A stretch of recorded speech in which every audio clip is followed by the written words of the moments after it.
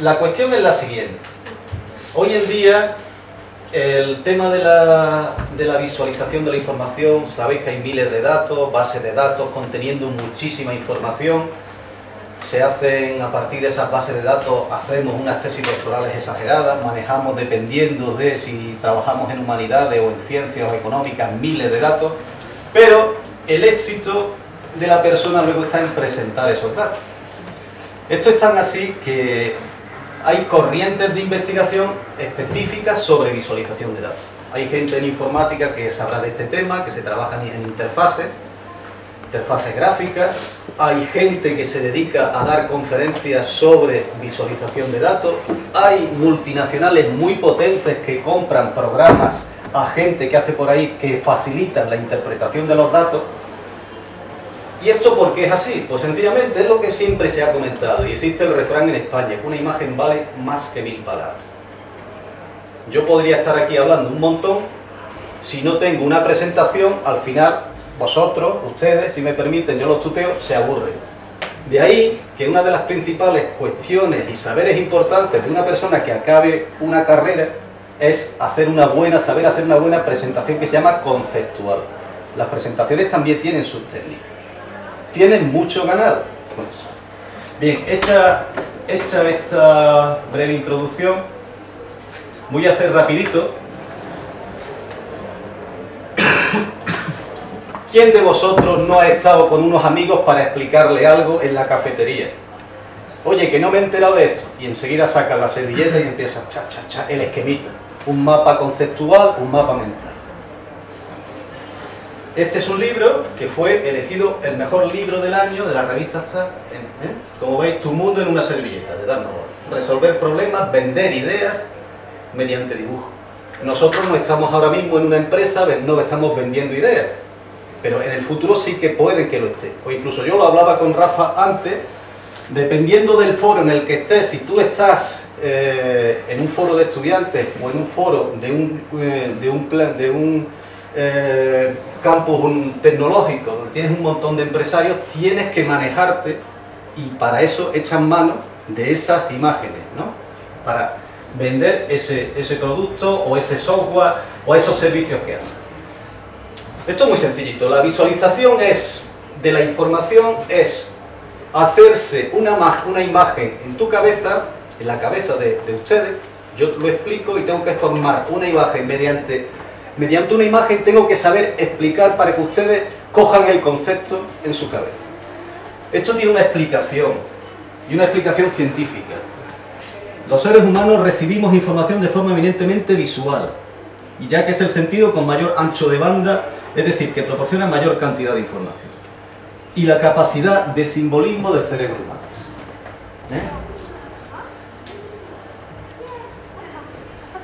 En esencia, ¿qué pretendemos hacer nosotros? Pues tenemos unos datos en una tesis, en un máster, en una patente. Estos datos son información textual si son miles de artículos, en numérica. De aquí lo transformamos a una representación gráfica, pero, ojo, aquí está el tip de la cuestión del diseñador, en hacer de esta representación gráfica un elemento que sea fácilmente perceptible por el usuario.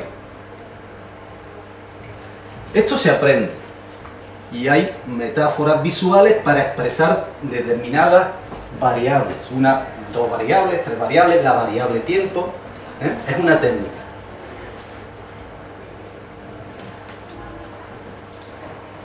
Os recomiendo, no nos vamos a poner aquí porque es una hora ya un poquito pasada y nos vamos a ponernos a ver el vídeo, ni tampoco esto, pero os voy a hablar. Y además, estas dos presentaciones las tenéis en Script, script.com, es un repositorio de presentaciones, de documentos accesibles a todo el mundo. Como vosotros tendréis esto, es pinchar José Pino Díaz en Google Script, os meteréis en mi sitio y ahí están colgadas todas las presentaciones que yo voy haciendo. Hay unas conferencias que se llaman las conferencias TED, que os las recomiendo, de una gente que tiene una capacidad y una oratoria tal que pasa el tiempo oyéndola y es magnífico. Explican muy bien. Pues hay un señor que es David McCanley, que tiene esta presentación, dice: la información es bella, extrayendo conocimiento de los datos. Y ahí ya vamos un poco a lo que yo quiero. Vamos a extraer conocimiento de los datos. Luego tenemos lo que decía, la vertiente de la gran empresa multinacional hoy en día de la información a través de Internet, que es Google. Hubo una gente que desarrolló Gamminderborg, eran suecos, es un programa que te permitía, no sé si lo habéis visto, aquí tenéis el enlace, pues jugar con dos variables en un eje de coordenadas y la variable tiempo, con las pelotitas estas que veis. Esto ha tenido un éxito tremendo, tuvo un éxito tremendo tal en demografía, manejando bases de datos de muchos datos de población, económica, renta per cápita, nacimiento, y además ligando una cosa con otras. Pues esto, los de Google, que son unos fenómenos, ¡pum!, enseguida le compraron el invento. Y Google lo tiene accesible aquí, Google Public Data Explorer. Permite que alguno de vosotros, si está manejando y quiere hacer unos gráficos dinámicos, puede incluso meter sus datos de las dos variables que ustedes estén manejando y en un conjunto de años y poder visualizar eso. Yo para mis alumnos hice una explicación, porque a veces es difícil explicar por qué China no firma el acuerdo de las emisiones del CO2. Ya sabéis que hay un bloqueo para firmar CO2, pues está accesible aquí. No me voy a meter porque es un vídeo que hice también sobre el asunto. Si luego al final tenéis interés lo podemos mostrar. En una gráfica, número de hectáreas de superficie forestal, y estaba aquí la de las X, y aquí número de emisiones de toneladas de CO2 al cabo del año.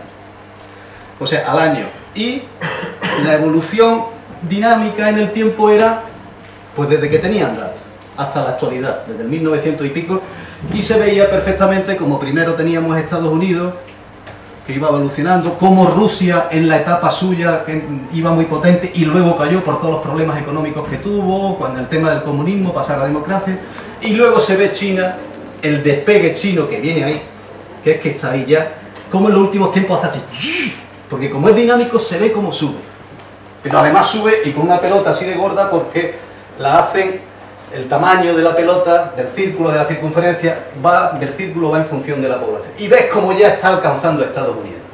Claro, no le interesa. En emisiones forestales. Porque prácticamente la superficie forestal no varía en ninguno de esos países. Es chulo. Yo lo hice para mis alumnos de documentación y es que tú le puedes explicar esto, no sé qué, no sé cuántas emisiones, y no se entera como yo lo he hecho ahora. En cambio lo ves y enseguida lo coges. ¿La verdad? Es así. Si queréis, luego lo podemos ver. Digo que existen técnicas para visualizar información. Es lo que se llaman las metáforas visuales. Hay diferentes metáforas. Manejando el ordenador ya empezamos a manejar metáforas. Las carpetitas, los directorios, una carpeta que se abre, que tiene tal. Eso es una metáfora visual del sistema operativo Windows, los archivadores y carpetas. La metáfora del árbol, un dendrograma. Los que hayáis trabajado con datos sabéis lo que es el dendrograma. Cómo se va abriendo, lo de ciencia, la metáfora de la red, más conocida, la del paisaje. La metáfora es como una metáfora literaria. Eres tan bella como el sol. Realmente no es que sea, pero estás comparándola con algo que tú enseguida tomas el concepto. Esa es la cuestión.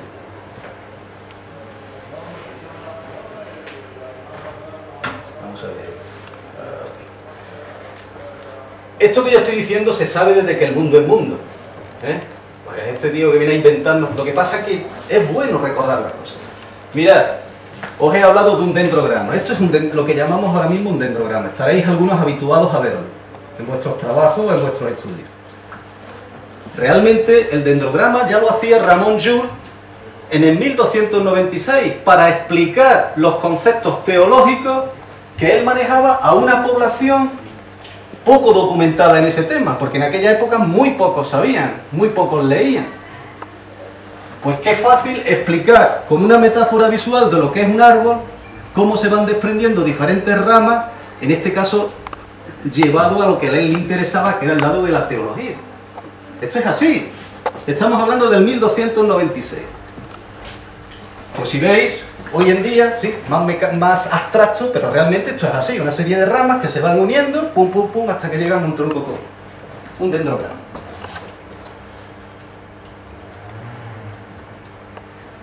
Más metáforas. La metáfora del árbol. Es parecido al que hemos visto antes, o sea, es como el que hemos visto antes, pero en este caso es uno circular que se va abriendo en diferentes ramas. Estos son el conocimiento humano, está accesible desde ahí, tú vas pinchando y se va abriendo en diferentes ramas de disciplinas, subdisciplinas del saber, del conocimiento. Es parecido al de antes, pero el de antes era lineal, por así decirlo, y este es circular. Más metáforas.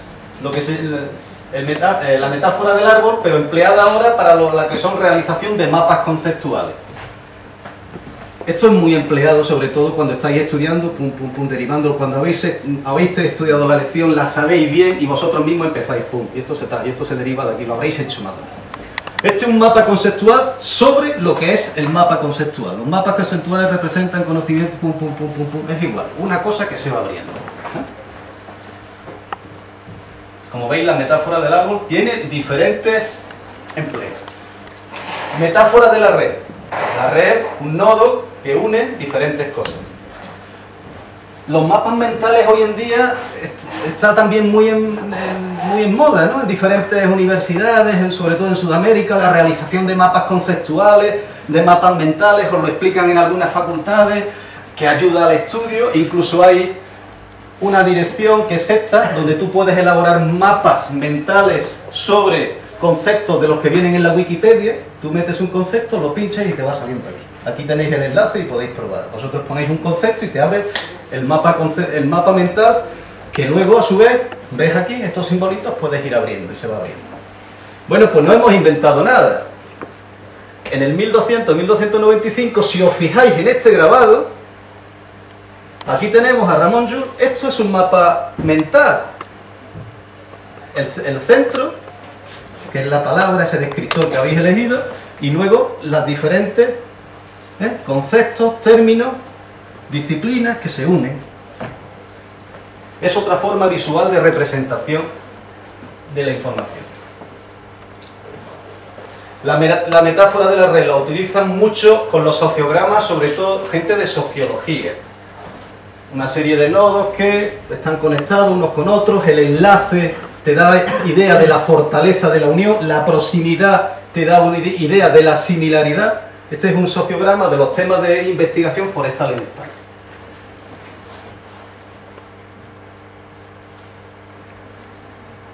Metáfora de la red. Un equipo de investigación de aquí de la Universidad de Granada trabaja con lo que se llama cienciogramas. Pues es un mapa en el que hay unos nodos centrales que se van interconectando las diferentes disciplinas. Aquí los tenéis según la publicación, cocitación, cómo se cocitan unas revistas con otras. El tamaño da lugar al número de artículos publicados en cada categoría. Pues ese es otro ejemplo de la metáfora del arte. Otro ejemplo de metáfora, la metáfora del paisaje. La metáfora del paisaje lo que trata es que nosotros expresemos los datos que tenemos mediante una imagen topográfica, geográfica, un mapa. ¿Por qué? Porque estamos habituados a ver desde pequeño lo que son los mapas geográficos en las diferentes asignaturas. Cuando vas en coche y te tienes que dirigir a algo, sabemos las curvas de nivel, sabemos interpretar cuando hay un color más intenso por qué se refiere. En este caso es un mapa sobre noticias, News Maps, en un periodo determinado. La cercanía entre una y otra te da idea de la similaridad de los conceptos. Aquí tenéis otro, metáfora del paisaje en 3 dimensiones del laboratorio Sandía Nacional, en los laboratorios de Estados Unidos que se dedican mucho a este tema también. La montaña sobre la física nuclear. Un estudio que hicieron ellos en las bases de datos y veían ahí. Entramos ya en un terreno de 3 dimensiones donde la altura te ayuda a ti también a interpretar mejor, sobre todo por comparación con las que tienes al lado, la importancia de esa colina, de esa montaña. Eso ya te está diciendo algo, ¿no? Sin ver mucho de esto, dices, no veas cómo sube ahí en comparación con lo otro. Un híbrido de metáfora de la red con metáfora del paisaje. una red, un paisaje, 2 dimensiones, una imagen en 3D.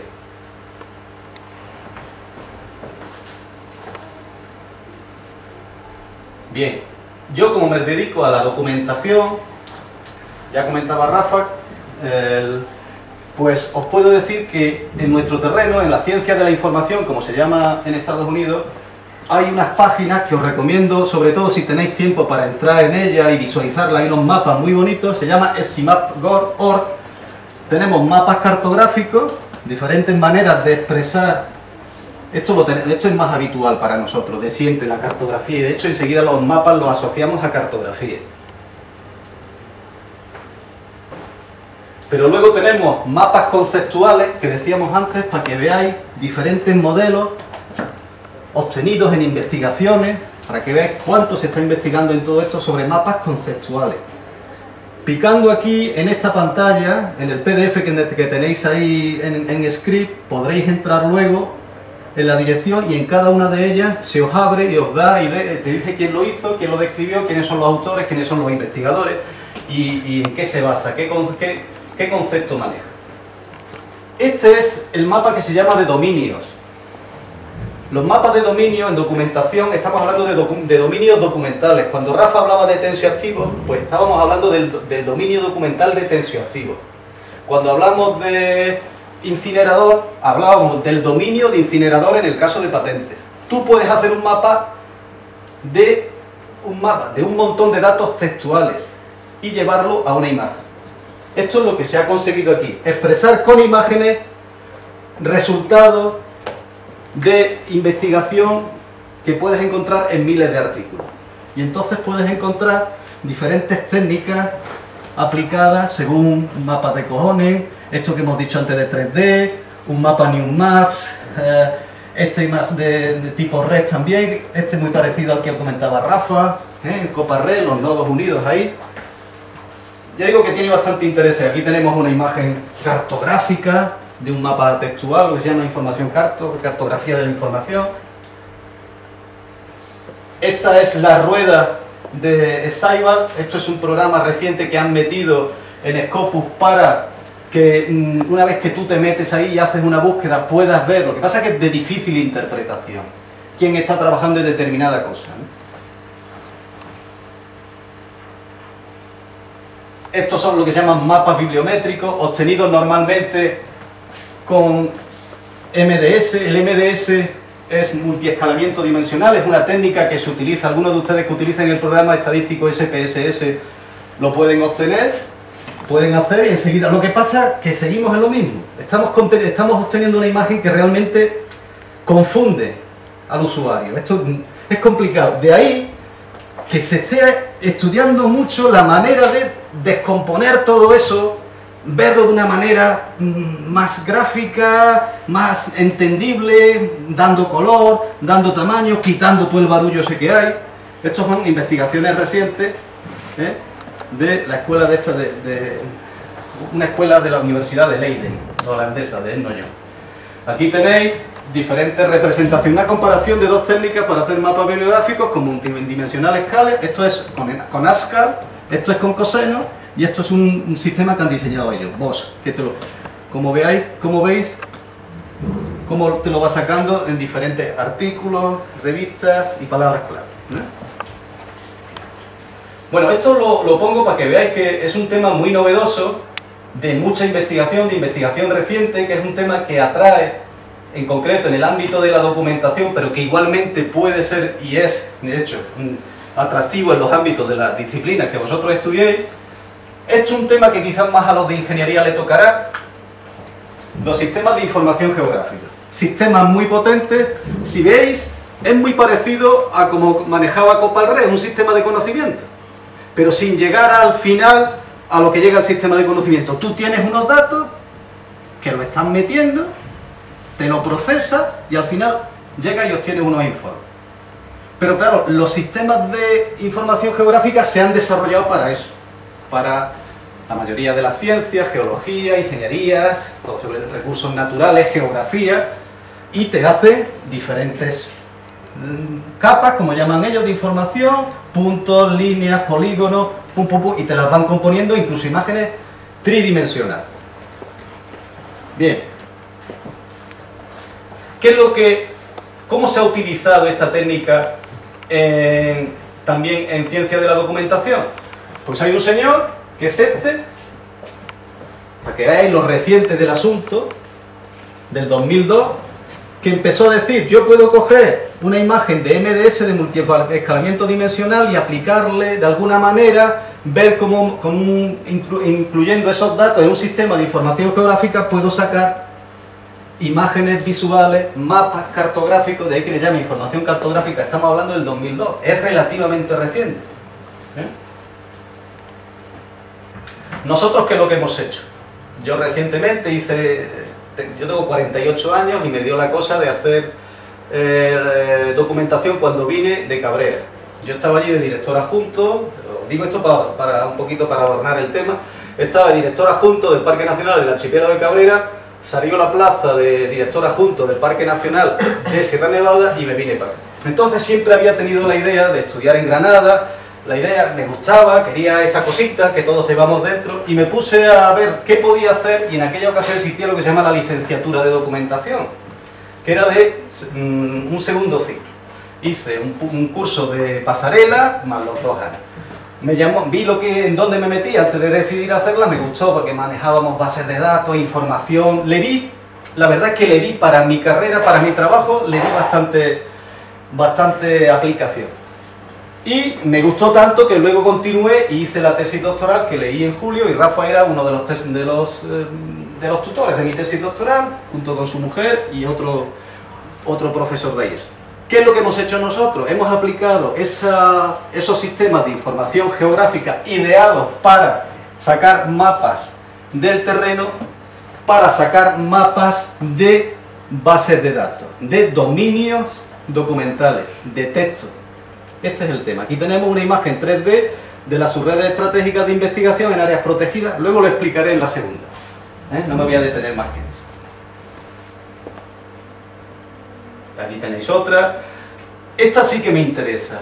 Me interesa que se os quede grabado, además como consejo, de persona que recientemente pasó por el tema de persona que ya tiene bastantes años y sabe lo que es la vida, en el sentido de qué se demanda, qué pinta una persona en la empresa, en la administración, cómo hay que presentar las cosas. Veis, partimos de fuentes de datos, todos en nuestras tesis, en nuestros másteres. Lo hemos sacado a lo mejor de bases bibliográficas, dependiendo cada uno de los suyos. Importantísimo manejarse bien en esas bases bibliográficas para recuperar información. Con esas bases de datos, la gente de información de la ciencia, de ciencia de la información o cualquiera, empezamos a hacer lo que se llama estudios de infometría o de ciencimetría. Todo esto que ha relacionado Rafa con un número de artículos, producción, tal cual. Pero por encima de eso, esto es una cosa que se maneja mucho, pero que ya está quedando muy abajo. Por encima se superpone una rama también que tiene mucho tirón, que es la creación de nuevo conocimiento. El sistema de conocimiento Copal-Red, las siglas son KDD en inglés. Ingeniería del conocimiento es un campo de mucho futuro. Pero empiezas a manejar datos, y el programa te saca también informes con bastantes datos. Ya vas haciendo una síntesis, una extracción de lo importante, de lo relevante, de lo interesante. Una vez que tienes eso, el saber hacer una cartografía, una visualización de esos datos, de ese nuevo conocimiento que has extraído, es fundamental. ¿Por qué? Porque el incremento del potencial de apoyo conforme subimos en la pirámide para la toma de decisiones, lo tenemos aquí, el máximo. Nosotros hemos trabajado con Copal-Red, nos hemos bajado un montón de artículos, Copal-Red u otro programa de gestión del conocimiento, hemos extraído nuevo conocimiento, que ya existía ahí, pero ojo, meterse 60.000 artículos de tensioactivos no lo hace ni Dios para sacar lo que el aparatito ya te está sacando enseguida en poco tiempo. Tú ya has sacado ahí, has extraído un nuevo conocimiento, KDD. Pues si ese nuevo conocimiento que has extraído lo haces visualizar bien a las personas que tienen que tomar decisiones, has ganado muchísimo. Esto me interesa que os quede porque esto es aplicable a cualquier rama del conocimiento en el que ustedes trabajan. Bueno, y esta ya la vamos a... Ya digo, la tienen ustedes en Script. Script es un repositorio abierto.